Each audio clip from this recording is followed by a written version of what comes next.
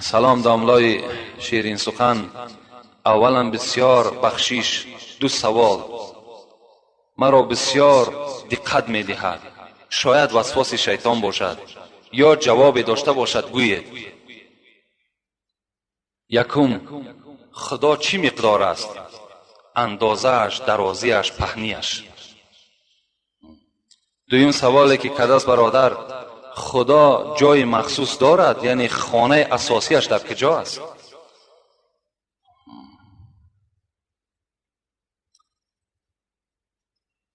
یعنی برادر سوال کردن که همین اندازه خدا چند قدر است؟ خدا چی مقدار است؟ پهنیش، درازیش، کلانیش. و دویم سوالی که کردن، آیا خداوند خانه مخصوص دارد یا نه؟ یعنی این دو سوال میگد مرا خیلی دقت میداد و حتی شاید که وسواس. یک روز میگد یک زنی بریتانیایی، بگیم زنی که از انگلیا هست، با همراهی شوهرش میگد به شهر یمن آمد. به شهر یمن آمد. در همین شهر یمن با یک داملای خیلی عالم کلان روپرو شد و از همین عالم همین سوال را کرد. همین زنی که همراه شوهر خود آمد همین سوال را کرد که ای عالم، ای دانشمند، من از تو یک سوال میکنم. اگر بر سوال من جواب بگویی، هر آینه من بر دین شما ایمان میارم. گو هر سوالی که داری مرحمت. میگد این زنی که از بریتانیا آمده بود گفت همین خداوند طول اندازش چی مقدار است؟ این خدایی که شما در هر حالت مشکلاتی دست میبردارین از او ذات طلب میکنید چی مقدار است؟ این عالم گفت این مردی که در پهلوی تو هست کی است؟ گفت این شوهر من است. گفت شوهر تا دوست میداری؟ گفت بله شوهر من دوست میدارم. گفت بر من خبر بده که چی مقدار دوستش میداری؟ اندازش بگو چند کیلومتر تو همین شوهر تا دوست میداری؟ کیلومترش بر من معین کن. چند سانتی متر، چند کیلومتر همین شوهر تا دوست میداری؟ این زن میگه در حیرت ماند. گفت این از قیاس بیرون است. گفت از عقل بیرون است. محبت بر محبت شوهر ما چین کرده نمی شود. میگن این عالم گفت مادامی که محبت مخلوق خدا هست خودش، وقتی محبت تو گفت با عقل خود چین کرده نمیتانی، این ذاتی که خود میگوید لیس کمثله شیء و هو سمیع بصیر، اون ذات خودش میگه که مثل من نیست. مثل من نه در زمین نه در آسمان نیست. اونو چگونه من برای تو معین کنم که چه اندازه دارد؟ تو وقتی یک محبت شوهر بر من چین کرده گفته نمیتانی. این زن وقتی میگه این سخن شنید در تعجب ماند، بلند گفت لا اله الا الله محمد رسول الله. خدا یک و یگانه است، محمد بر حق است. در اصل یعنی یک مثال آوردن که همون زن یک تکان داد و اون زن چکار کرد؟ عقل او را بیدار کرد که آخه این خدای هست که این حد ندارد، اندازه ندارد. بلکه چی؟ این دویم سوالی که این برادر کرده است، خدا را مکانش در کجا هست؟ عقیده اهل سنت این است که خدا مکان ندارد. بلکه این من بر 4 مثال شعری بر تو میگم که بابا افضل کاشانی میگوید ای صاحب این مسئله راهنما، ای صاحب این مسئله راهنما، میدان به یقین، میدان به یقین که لامکان است خدا. خواهی که تو را کشف شود این معنا. اول چی گفت حضرت؟ گفت خدا لامکان است، یعنی مکان ندارد. اگر بخواهی این که تو برای تو اثبات کنم که خدا لامکان است، خواهی که تو را کشف شود این معنا، جان در بدنت ببین کجا دارد جا. در همین بدن خود جان نگاه کن که در کجاست جان. تو جان مکانش نمیدانی. از این خاطر مادام جان که مکان ندارد، خدای تو هم مکان ندارد. در همه جا خدای تو موجود است. در بعض حدیث ها می آید که رسول الله را گفتن خدا در کجاست؟ رسول الله حواله کردند در دل بنده مؤمن است.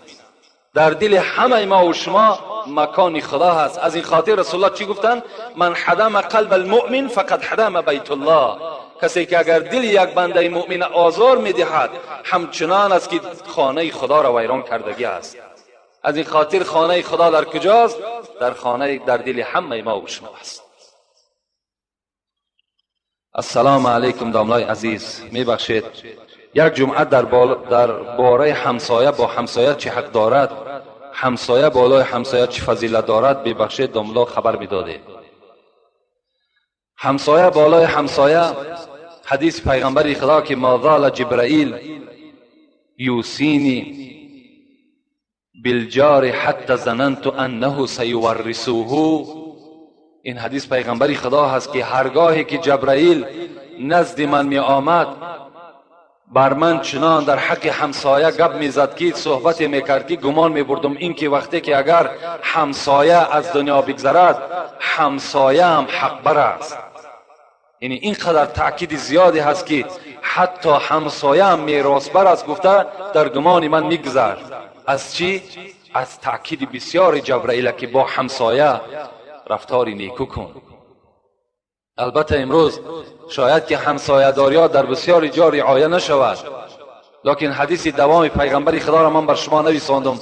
چی میگوید؟ میگوید حضرت ابو هریره گفته است رسول اکرم میگوید لا یؤمنو لا یؤمنو لا یؤمنو. پیغمبر میگه 3 بار گفتن ایمان ندارد، ایمان ندارد، ایمان ندارد. ابو هریره میگه گفتم رسول اکرم کی هست که ایمان ندارد؟ رسول الله چی گفتن؟ الذی لا یأمن جاره بوائقه. کسی که اگر همسایه او از او ایمن نباشد، ایمان ندارد او کس. یعنی اگر همسایه‌ای که در پهلوی ما زندگی میکند، ما اگر با راحت نباشیم، یعنی دائم در تشویش باشیم، دائم در غم باشیم، بیرون از خاندان شویم، در خطر باشیم که شاید در خانه من یگان زیان یا ضرری میارد، اگر همچنان همسایه داشته باشیم، همون همسایه ایمانی بر خدا ندارد. همسایه باید در نبودن همسایه مثل خاندار چیکار کند؟ خانه همسایه را پاسبانی کند. در حق همسایه هر جایی که نشست سخن نیک بگوید. امروز از همسایه داری ما و شما باور که شرم انسان می آید. وقتی می آید یک کس خبر می دهد که برای دختری من افسقال آمد، لکن همسایه از راه گرداندش. گفتش کجا می رای؟ از دختری او را گرفتند، دختری مرا بگیر. بین آیا همین همسایه داری هست؟ برای یک پارچه زمین با یک دیگر سالها قهری میستیم. همه این در نتیجه چی هست؟ در نتیجه همسایه داری هایی که ما و شما از خدا و از قرآن و از حدیث که دور هستیم. از این خاطر نمیدانیم حق همسایه چگونه است. ابو ذر میگوید رسول اکرم چی گفتند؟ اذا طبخت مرقه فاکثر ماءها و تعاهد جیرانک. میگه ابو ذر به سوی من میگه پیغمبر گفت ای ابو ذر، وقتی که در خاندان در دیگ شوربا را پرتافتی، فراموش نکن آبش را زیاد کن و از حال همسایه هم با خبر باش. آب شوربا را زیادتر کن تا که از همان شوربایی که خود استفاده میکنی همسایه را هم فراموش نکن. این نصیحت پیغمبر ما و شما هست.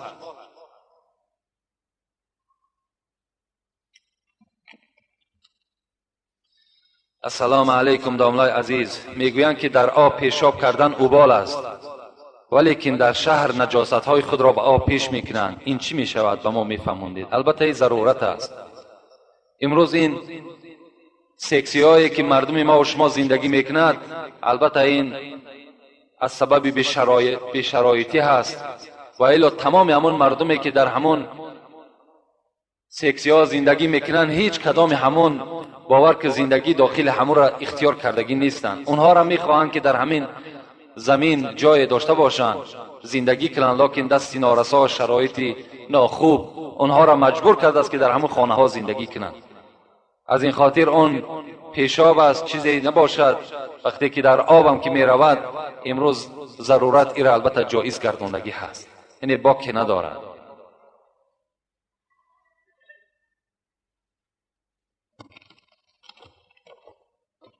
السلام علیکم حضرت حاجی میرزا مراد، از شما خواهش می نمایم که این درخواست مرا اجرا نمایید. من در یکی از نمازهای جمعه از زبان شما یک غزل مولوی جنونی را شنیده بودم و تنها 2 مصرع اول آن در خاطرم هست که چنین است: تو طمع داری که با چندین گناه داخل جنت شوی ای روسیا. این غزل بر من خیلی پسند آمد و باز می خواهم این غزل را برای ما قرائت و تحلیل کرده دهید. با احترام مخلص شما. این از مولوی جنون نیست، این از مولوی رومی هست. میگوید جد تو آدم بهشتش جای بود، یعنی حواله به سوی بابای ما و شما، پدر ما و شما حضرت آدم میگوید جد تو آدم بهشتش جای بود، قدسیان کردن بهر او سجود. وقتی که بابای ترا میگد مولوی رومی داخل جنت کردن، تمام فرشته ها چیکار کردن؟ تا تمام فرشته ها سجده این حضرت آدم میکردن، در پیش پای این سجده میکردن. یک گناه ناکرده گفتندش تمام، مذنب برو بیرون خرام. وقتی این بابای ما و شما، این پدر ما و شما حضرت آدم، وقتی که یک گندمی را که خدا گفت بر اون نزدیک نشو نزدیک شد استفاده کرد، یعنی یک گندم وقتی که خورد، فرشته ها چی گفتند؟ گفتند ای آدم، گفتند ای فرزند آدم، جنت جای خطاکار نیست، جنت جای گناهگار نیست، مذنب برو بیرون خرام. تو مادامی که گناهگار شدی، این داخل جای ثوابکارها هست، بیرون شو از جنت. و خدا او را به سبب این یک گناه چیکار کرد؟ از جنت بیرونش کرد. در آخر حضرت مولوی رومی بر همون انسان‌هایی که گناهگار هستند، یک عمر بی نماز و بی توفیق هستند، لکن چی میگن؟ میگن همین دل انسان مسلمان باشد، ما را دلمان تازه است. برای همین دل تازه ها چی میگن؟ تو طمع داری که با چندین گناه داخل جنت شوی ای روسیا.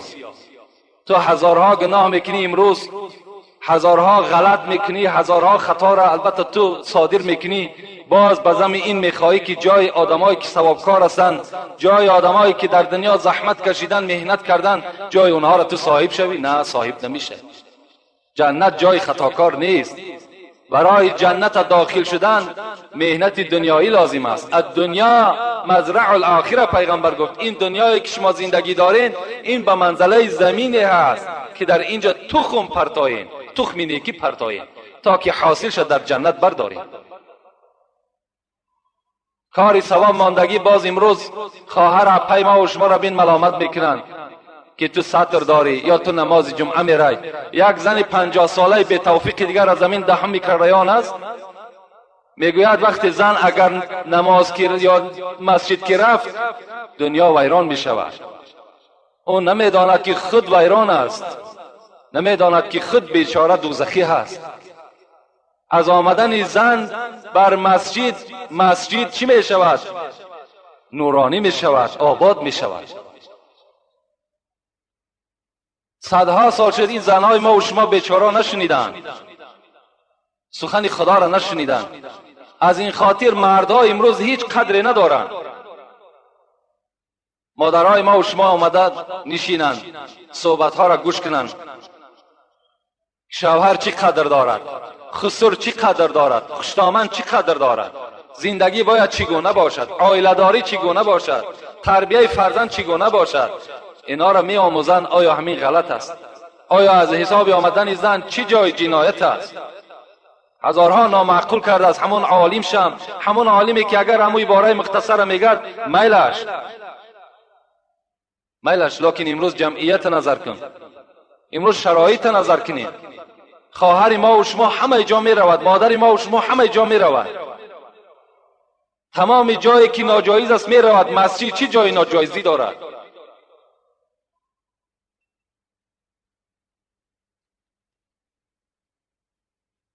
سلام علیکم حاجی بابا، اگر زن دست خود را لک مالد آیا جایز است؟ حتی در دست یک جوان بچه دیدم که ناخونش را دراز کرده است و او را لک کرده است. این چی معنا دارد؟ خواهش میکنم از شما. اگر در دست زنی که لک میمالند، همین لک‌های سرخی که هست در مسئله از درالمختار میگوید که از جنابت پاک نمی شود. زنی که اگر در دستش لک میمالد، لک همین خیلی قابلیتی دارد که آب بر خودش ره نمیده. مادامی که آب که به خودش ره نداد، کلی بدنش شستن در غسل جنابت فرض است. وقتی که اگر ناخن‌های که لک دارد، وقتی اونها که اگر آب نرسید، اون زن از غسل جنابت پاک نمی شود. از این خاطر در کدام دستی خواهر و اپا و زنی از شما اگر باشد، این البته شما رخصت نتین اونها را تازه کنند. و آن جوانی که البته امروز ناخونی خچه دراز میکند یا لگ میکند، این شرمندگی است. نخواد جوان، مرد هستی، مرد، نام تو مرد است. تو را خداوند مرد خواندگی هست در قرآن و تو در دنیا هم دعوای مردی داری. نخواه ناخونی دراز یا لک در دست دمالی. امروز جوانای ما و شما شرم ناکرده در گردنها زیره میبندند. امروز شرم ناکرده چله ها در دست میبندند، حالا که این چی است؟ یا زینت زن هستند، آخه برای مرد نیست اینا. رسول اکرم برای همین جوانهایی که زیره دارند، لک میکنند، ناخون میکنند، چله میبندند، رسول اکرم حدیث مبارکش است که مسلم روایتش میکند: رأى رسول الله صلی الله علیه و سلم خاتما من ذهب فی ید رجل فنزعه فترحه رسول الله صلی الله علیه و سلم. رسول اکرم میگه روز با یک جوان سلام کرد، به ناگاه دستش در چله همون جوان زد. در حال میگه چهره پیغمبر خدا متغیر شد، تغییر یافت و از دست همون جوان میگه چله را کشیدن، فنزعه فترحه، پرتافتنش.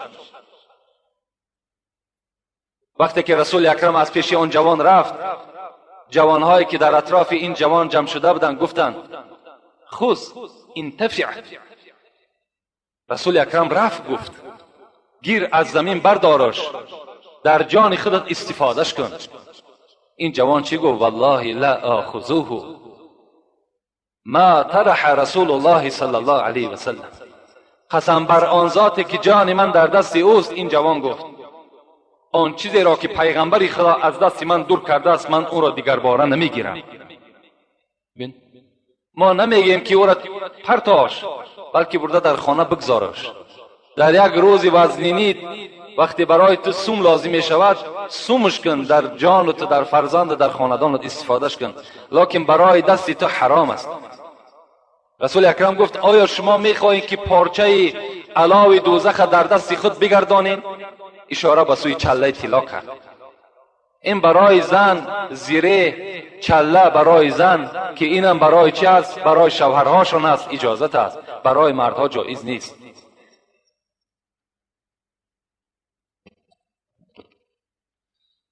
السلام علیکم حاجی الله میرزا. رحمت و درود خداوند در حق شما که ما بسیار مسئله آگاه میشویم. سوال من این است: در اصول دین میخوانم که تولا و تبرع چی معنا دارند؟ اصول دین هست.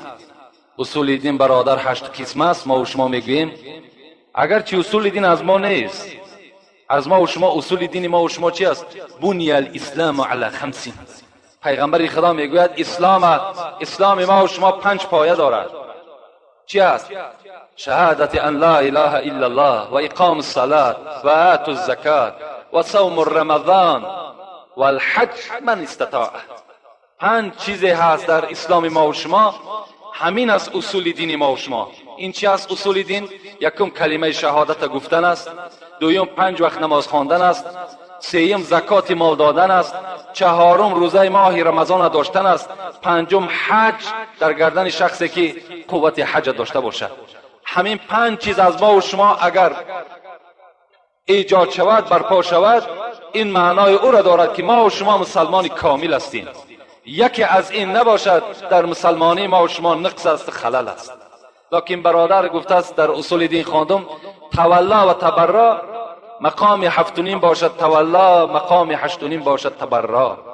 یعنی عقیده خوب است. با دشمنای خدا دشمن بودن، با دوستان خدا دوست بودن. این عقیده باید در تمام مردم مسلمان ما و شما باشد. دشمن خدا را ما و شما دشمن بداریم. چگونه ای که امروز ما را مردم غرب بد می‌بیند، چگونه ای که امروز مردم مسلمان زیر پای این بدبختا مانده است که ما و شما را دشمنی ما و شماست، ما و شما باید دشمنی اونا باشیم. آخه ما هم اونها را باید بد بینیم. چگونه ای که ما را بد می‌بینند؟ چرا من دشمنی خود دوست بدارم؟ چرا شخصی که خانه مرا زیر بمب قرار میدهد، چرا شخصی که با تمام تکنیک خانه مرا رشد میکند، کودکی مرا نابود میکند، ما او را دوست بدارم؟ نه، دوستش نمیدارم. به خدا قسم تا قیامت ما دشمنی او هستیم و دائم حتی در نمازان دعا میکنم خداوند ریشه امریکا را کنده کنه که امروز دشمنی تمام مسلمان ما و شما شده است. دنیا را ناآرام کردگی است. تا اگر در دل ما و شما عقیده نباشد که ما دشمن خدا را دشمن نداریم، حلاوت ایمان ما و شما برده نمیتونیم، شیرینی ایمان ما و شما حس کرده نمیتونیم. شما دعای قنوت میخونید: اللهم انا نستعینک و نستغفرک و نؤمن بک و نتوکل علیک و نثنی علیک الخیر نشکرک ولا نکفرک. اینجا چی میگن؟ و نخلع و نترک ما یفجرک. تو وعده داده استی و نخلع و نترک ما یفجرک. پروردگار آمد دشمنی تو را ریشه‌کن میکنم و نخلع و نترک، دشمنی تو را ترک میکنم. ما یفجرک، شخصی که دشمنی تو باشد. تو در دعای قنوت وعده میتی. از این خاطر تو هم باید دشمنی چی باشی؟ دشمنی همون یهود و دشمنی آن کسی که دشمنی مسلمان است. ما هم دشمنی او هستی. هیچگاه من دوستی البته شخصی نیستم که دشمنی قرآن باشد و دشمنی اسلام باشد. امروز شما چشمهاتون را گشاده کنین، اخبارها به طریق عیان شما را نشان دادیستند. دیروز اگر اخبارات همان تونی بلیر را اگر گوش کرده باشید، سروزیر انگلیا را من گوش کردم به گوشی خودم. چی گفت؟ در نزد سعودیه گفت ما خطا کردیم، نفهمیدیم، فکر کردیم که در عراق کیمیاوی بوده است، لکن غلط شده است، نفهمیدیم. تو نفهمیدی اینقدر مرد مسلمانی که در اونجا به هلاکت رسید، اینقدر خانه هایی که نابود شد، اینا چی می شوند؟ به نام خدای بخشنده مهربان و حبیب او محمد مصطفی صلی الله علیه و سلم، درود و به پایان بر شما ای واعظ راه اسلام و حاجی محترم. ما یک گروه جوانان به شما خواهش می نمایم که به این سوال ما روشنی اندازید. در ما عادت شده است که بعد از مرگ شخص 7 و 40 را می دهند. این خیلی خراجات بسیار ممکن است یا نه؟ ما قوم را می دانیم که از برای پنجشنبگی شیده نماز جماعی خفتن و پیشین را ترک میکنند و مسجد به ملا میماند. التماس، یعنی معرکه هایی که 7 داریم، 40 داریم، سر سال داریم، اینا در اسلام همچنان نام گذاشتگی نیست. در اسلام ما و شما من یک فتوای دارم به نام خلاصه که به نهایت فتوای با قوتی هست، فتوای مذهبی هست. باز همین فتوا در حواشیش مجموعه الفتوا گفتگی باز فتوای دارد.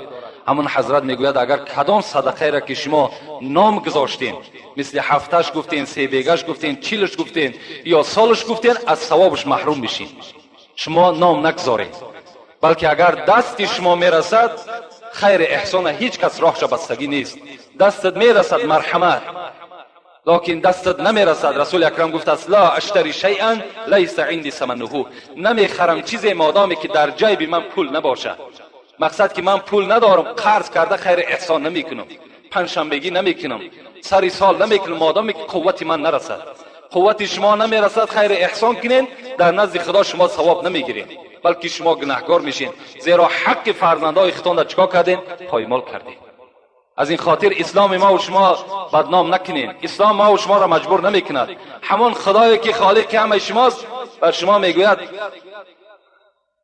لا یکلف الله نفسا الا وسعها، هیچ بنده ما از قوتش زیاد تکلیف نمیتون، قدر قوتش. خدا حال همه ما و شما را میداند. از این خاطر از حالمان، از همون کرپایی که داریم، از او زیادتر پامان دراز نکنیم.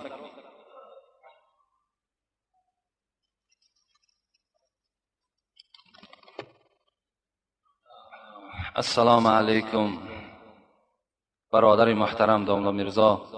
بعد سلام یک دو سوالی دارم و میخواهم که این سوالها رو شما در نماز روز جمعه تحلیل کنید. مردی که بیراهگردی زنش را میداند، یعنی با مرد بیگانه ملاقات دارد و این مرد یگان چاره نمیبیند، زندگی همین را از روی شریعت درست است؟ البته درست نیست. زنی که به اجازت شوهر از خانه بیرون می شود در ملامت خدا و ملائکه خدا می ماند. وقتی اگرچه خانه پدرش می رود، اگرچه خانه یگان نزدیکترین آدمش می رود، وقتی اجازت شوهر نباشد، وقتی که اگر اون زن باز به مردهای بیگانه دست درازی کند و باز به این شوهر زندگی کند، این زندگی حرام است و این مرد دیوس است. الدیوس لا يدخل الجنة ولو كان معه صلاة و صوم. پیغمبر میگه دیوس داخل جنت نمی شود اگر چند که نماز روزه بسیار هم که داشته باشد.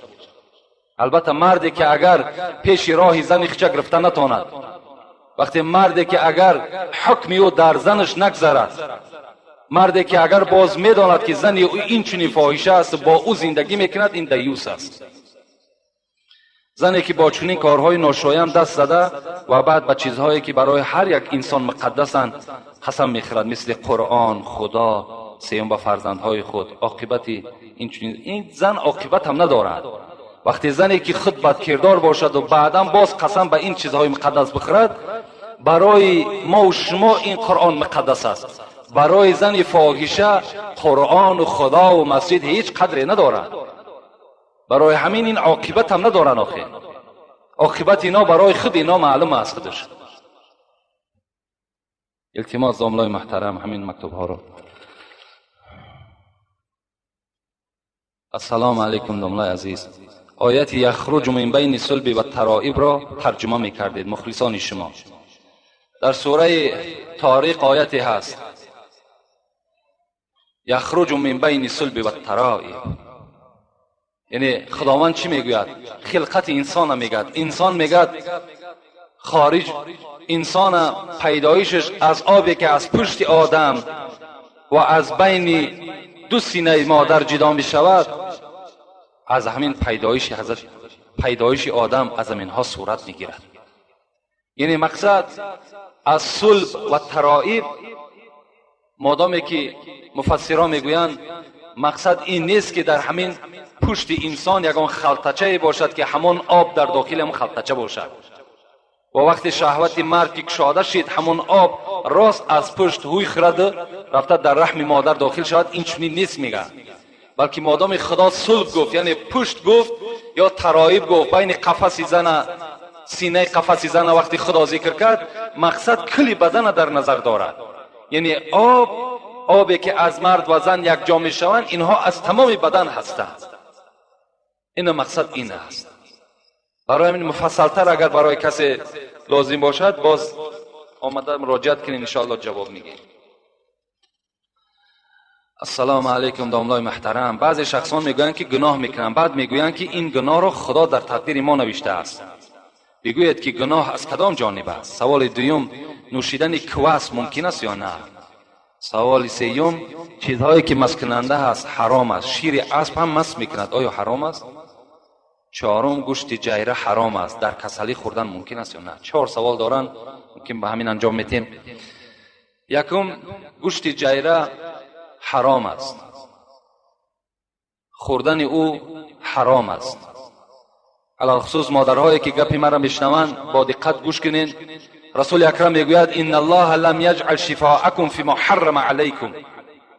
خداوند شفای هیچ کدام شما را در مال حرام جدا کردگی نیست. از حرام شما شفا نمیابین. پیغمبر شما برای شما خبر داده هیچ چیزی که حرام است، خواه خرس است، خواه جیره است، خواه صغر است، خواه سنبقه است، یعنی اینها امروز در ما و شما دوایی شدگی هستند، اینها همش حرام هستند. خداوند بر اینها برای شما شفا گفتگی نیست میگه. از این خاطر سگ هم حتی استفاده میکنن، مگر فقهای ما و شما، علمای ما و شما گفتند اگر تمام حلال کرده خدا را استفاده کن، همه داروهایی که هست امروز خدا را شکر طب ما و شما پیش رفته است، تمام دارو تمام طبیبای خوبی هست که تمام کسلی قریب دوا دارد. شرط نیست که همین در حال تو خنکیت زده یا روغن خرس یا که مثال روغن صغر بخوری، نه، بلکه تو این حلال کرده های خدا را استفاده کن. از حلال کرده های خدا که استفاده کردی شفا ندیدی، بعدا یگان شخص طبیب حاذق باشد یقین بداند که همین گوشت جیره در همین کسلیت فایده دارد، اما اون صورت برای تو جایز می شود. بعد حلال کرده های خدا را همش استفاده کردن، یک باره به حرام کرده خدا دست نزن که البته گناهکار میشوی. چیزایی که مست کننده هستند، مثل میگه شیر اسب مست نمیکنه، اگر مست هم که کند این حرام نیست. نوشیدن کواس حلال است. کواس این درجه ندارد. کواس این مست کننده هم نیست. انا پیوه که درجه دارد حرام است. مثال آدمی که اگر پیوه را می نوشد، اگر مثال بگیم نیم سطیلش هم که اگر مست کند، یک قطرش هم حرام است. لیکن کواس مست کننده نیست.